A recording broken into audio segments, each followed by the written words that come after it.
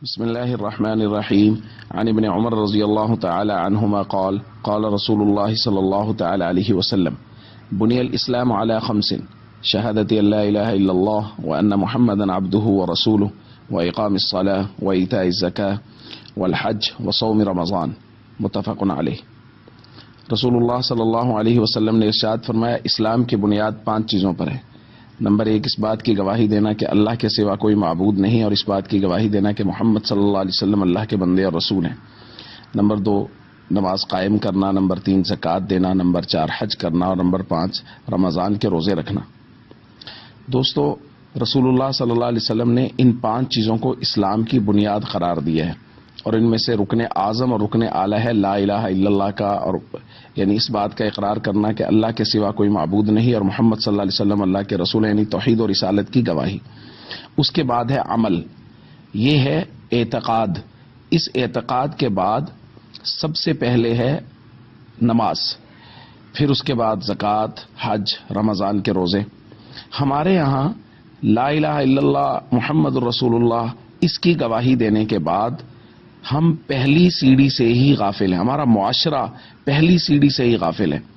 اب دیکھیے، نماز پہلی سیڑھی عمل کی، اگر ہمارے معاشرے کا، جیسا کہ ہمارے معاشرے کا 95% طبقہ نماز نہیں پڑھ رہا، تو ہم 95% لوگ وہ ہیں جنہوں نے زبان کے ساتھ ایک کلمہ کہنے کے بعد عمل کی پہلی سیڑھی پر ہی قدم نہیں رکھا۔ تو بھائی اگر ایسا ہے تو پھر ہم کس طرح اللہ کے نبی صلی اللہ علیہ وسلم سے محبت کرتے ہیں، جو اتنی نماز سے محبت کرتے تھے کہ ساری ساری رات مصلی پہ گزر جاتی تھی، پاؤں مبارک متورم ہو جاتے تھے، سوج پڑ جاتی تھی پاؤں پر، جو زندگی کی آخری نمازیں اس طرح پڑھنے آ رہے تھے کہ پاؤں زمین پر گھسٹ رہے تھے، چل نہیں سکتے تھے حضور علیہ الصلوۃ والسلام نقاہت اور کمزوری کی وجہ سے۔ ان کے ماننے والے امتی آج 5 وقت کی نماز پڑھنے سے قاصر ہیں، نماز پڑھنے کے لیے مسجد میں نہیں جا رہے۔ تو یہ کتنا بڑا لمحہ فکری ہے۔ تو ہمیں ان تمام چیزوں پر بہت غور کرنا ہے، اور فرائض اسلام اور ارکان اسلام جن کو اس حدیث میں بنیاد اسلام کہا گیا ہے، ان پر بھرپور توجہ کرنی ہے، اور اس بات پر غور رکھنا ہے کہ میں اور میرے ارد گرد معاشرے میں رہنے والے مسلمان لوگ ارکان اسلام اور فرائض اسلام سے غافل نہ ہوں۔ عن عبد اللہ بن عمرو رضی اللہ تعالی عنہ قال قال رسول اللہ صلی اللہ تعالی علیہ وسلم المسلم من سلم المسلمون من لسانه ويده رواہ البخاری۔ رسول اللہ صلی اللہ علیہ وسلم نے ارشاد فرمایا، سچا اور حقیقی مسلمان وہ ہے کہ دوسرے مسلمان اس کی زبان اور ہاتھ کے شر سے محفوظ رہیں۔ دوستو، اسلام کے جو بنیادی مطالبات ہیں وہ 2 طرح کے ہیں۔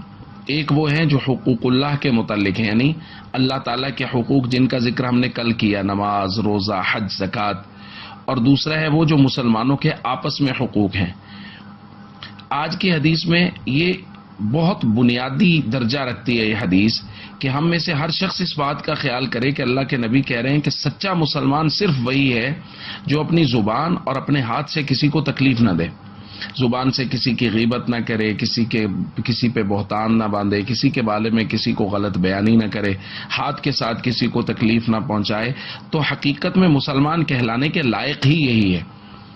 اب ہم میں سے ہر شخص غور کرے کہ اگر ہم اپنے معاشرے میں ہم میں سے ہر شخص اپنی ذات کا ذمہ دار بن جائے کہ میں نے اپنے ہاتھ اور زبان سے کسی کو تکلیف نہیں دینی، میں نے اپنے ہاتھ اور زبان سے کسی کو پریشان نہیں کرنا، اگر ہر شخص اس بات کو اپنے اوپر لازم کر لیں تو کیا خوبصورت معاشرہ جنم لے لے گا۔ اللہ کے نبی صلی اللہ علیہ وسلم کی اس ایک حدیث پر اگر پورا معاشرہ عمل کرنے لگ جائے تو یہ پورا معاشرہ جنت نظیر معاشرہ بن سکتا ہے۔ اس لیے ہمیں کوشش کرنی چاہیے ہم حقوق اللہ کو بھی پوری طرح سے ادا کریں، اور حقوق العباد میں خاص طور پہ اپنی زبان اور ہاتھ کی پوری حفاظت کریں کہ اس سے کسی مسلمان کو تکلیف نہ پہنچے۔ عن ابی ہریرہ رضی اللہ تعالی عنہ قال قال رسول اللہ صلی اللہ تعالی علیہ وسلم الایمان بضع وسبعون شعبہ فافضلها قول لا الہ الا اللہ وادناها اماطۃ الاذى عن الطریق متفق علیہ۔ رسول اللہ صلی اللہ علیہ وسلم نے ارشاد فرمایا، ایمان کے 70 سے زائد شعبے ہیں، ان میں سے سب سے افضل لا الہ الا اللہ کا کہنا ہے، اور ان میں سے مرتبہ کے اعتبار سے سب سے زیادہ قریب وہ راستے سے تکلیف دہ چیز کا ہٹانا ہے۔ دوستو، اللہ کے نبی صلی اللہ علیہ وسلم نے اس حدیث میں ایمان کے شعبوں کا ذکر کیا، اور ان میں سے یہاں خاص طور پہ 2 شعبوں کا ذکر کیا ہے۔ سب سے افضل وہ ہے لا الہ الا اللہ کا کہنا، یعنی اللہ رب العزت کا ذکر، اللہ کو ہمیشہ یاد کرنا، خلوت کی زندگی میں ہمیشہ اللہ سے ڈرتے رہنا۔ اور دوسرا ہے اجتماعی زندگی، یعنی جلوت کی زندگی۔ اس میں سب سے بنیادی بات یہاں کی گئی ہے راستے سے تکلیف دہ چیز کا ہٹانا، یعنی اس کا خلاصہ نکلتا ہے خیر خواہی، یعنی معاشرے میں رہتے ہوئے معاشرے میں تمام تر لوگوں کی خیر خواہی کرنا۔ راستے سے تکلیف دہ چیز تو وہی ہٹائے گا نا جو لوگوں کا خیر خواہ ہوگا، اس کے دل میں ہمدردی ہوگی۔ تو ہمدردی کا دل میں ہونا یہ ایمان کا باقاعدہ شعبہ ہے۔ اللہ کے نبی صلی اللہ علیہ وسلم نے فرمایا، اس سے اللہ کا قریبی مرتبہ حاصل ہوتا ہے۔ تو معاشرے میں رہتے ہوئے ہمیں لوگوں سے تکلیف دہ چیزوں کا ہٹانا، وہ راستے سے ہٹانا ہو یا لوگوں کے معاملات میں کسی کی کوئی پریشانی ہے اس پریشانی کو دور کرنا، ظاہر ہے یہ بھی تو راستے سے پریشان، اس کی زندگی سے پریشان کرنے والی چیز کو ہٹانا ہے۔ تو اس لیے خلوت کی زندگی میں اللہ کا ذکر اور جلوت کی اور معاشرتی زندگی میں لوگوں کی خیر خواہی کرنا، لوگوں کی تکلیفوں کو دور کرنا، یہ اللہ رب العزت کے ہاں بہت پسندیدہ کام ہے۔ اس لیے ہمیں اللہ تعالیٰ کی عبادت بھی کرنی چاہیے اور لوگوں کی غمخواری اور خیر خواہی بھی ہمیشہ کرتے رہنا چاہیے۔ عن ابی ہریرہ رضی اللہ تعالی عنہ قال قال رسول اللہ صلی اللہ تعالی علیہ وسلم الحیاء شعبۃ من الایمان، رواہ مسلم۔ رسول اللہ صلی اللہ علیہ وسلم نے ارشاد فرمایا، حیا ایمان کا ایک شعبہ ہے۔ دوستو، کل ایمان کے شعبوں کا ذکر، 2 شعبوں کا ذکر کیا تھا۔ آج والی حدیث کل کی حدیث کا ہی ایک حصہ ہے۔ حضور نے فرمایا حیا بھی ایمان کا ایک شعبہ ہے۔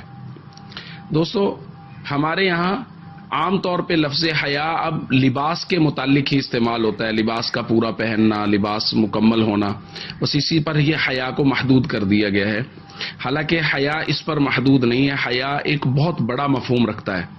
گو کہ مغربی تہذیب سے متاثر ہو کر ٹی وی نیٹ ورک نے اور کیبل نیٹ ورک نے اب ہمارے ماحول میں اس قدر غلاظت بھر دی ہے کہ اب سر سے دوپٹہ اترنا کوئی مسئلہ نہیں ہے، اور اب شارٹ لباس پہننا، مختصر لباس پہننا کوئی مسئلہ نہیں ہے، بغیر بازوؤں کے خواتین کے کپڑے پہننا کوئی مسئلہ نہیں ہے، مرد جو ہیں وہ گھٹنوں سے اوپر لباس پہن رہے ہیں، ان کا کوئی مسئلہ نہیں ہے۔ اب ہمارے یہاں یہ بھی سلسلہ ختم ہوتا جا رہا ہے جو حیا کا بادی النظر میں مفہوم ہے۔ اور پھر اس کے بعد ہمارے ہاں جو چیزیں سوشل میڈیا پہ عام ہو رہی ہیں، لوگ سٹیٹس لگاتے ہیں، اس میں بے حیائی کی چیزیں ہوتی ہیں، وہ